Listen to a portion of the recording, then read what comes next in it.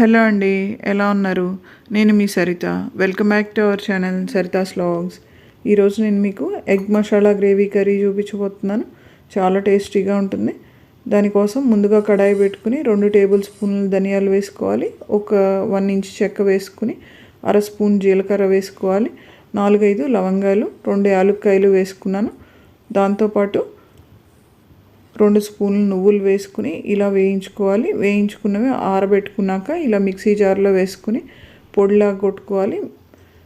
1 spoon oil వేసుకుని పసుపు, కారం వేసుకుని ఉడకబెట్టుకున్న కోడిగుడ్డుకి ఘాట్లు పెట్టుకుని ఇలా వేయించుకోవాలి. ఒక 3 మినిట్స్ పాటు ఇలా వేగిన తర్వాత ఈ గుడ్లను తీసి పక్కన పెట్టేసుకుంటే మనకి గ్రేవీలో వేసుకోవడానికి రెడీ అయిపోయినాయి. అదే కడాయిలో 3 టేబుల్ స్పూన్ల ఆయిల్ వేసుకుని దాంట్లో కొంచెం ఆవాలు వేసుకోవాలి. ఒక 1/2 స్పూన్ ఆవాలు వేసుకుని చిటపటలాడిన తర్వాత కరివేపాకు, పచ్చిమిర్చి వేసుకుని ఇవి కూడా వేగనివ్వాలి. 2 ఉల్లిపాయలని పేస్ట్ పట్టుకుని ఇలా తిరగమాతలో వేసుకుని వేయించుకోవాలి. ఇవి ఉల్లిపాయ కొంచెం వేగిన తర్వాత అల్లం వెల్లుల్లి పేస్ట్ వేసుకుందాం. నేను ఇక్కడ మీకు క్యూబ్స్ వేసుకుంటానని చెప్తున్నాను కదా, ఇది అల్లం కాదండి, అల్లం వెల్లుల్లి పేస్ట్. దాన్ని క్యూబ్స్ చేసుకుని ఇలా వేసుకుంటాను. పచ్చివాసన పోయే వరకు ఇలా వేయించుకున్న తర్వాత 2 టమాటో ప్యూరీ పట్టుకుని ఇలా పోసుకున్నాను. ఈ ఆయిల్ బయటకు వచ్చే వరకు, పచ్చివాసన పోయే వరకు మగ్గించుకోవాలి.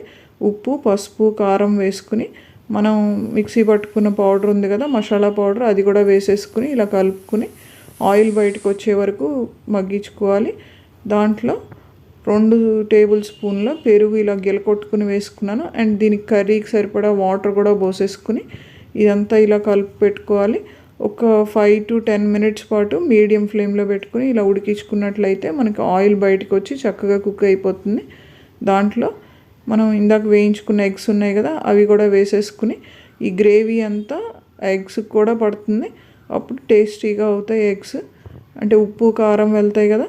దీనికి టేస్ట్ అడ్జస్ట్ చేసుకోవడం కోసం కొంచెం పంచదార, కొత్తిమీర వేస్తున్నాను. లాస్ట్లో కసూరి మేతి వేసుకోవాలి. నాకు ఇక్కడ క్లిప్పింగ్ మిస్ అయింది.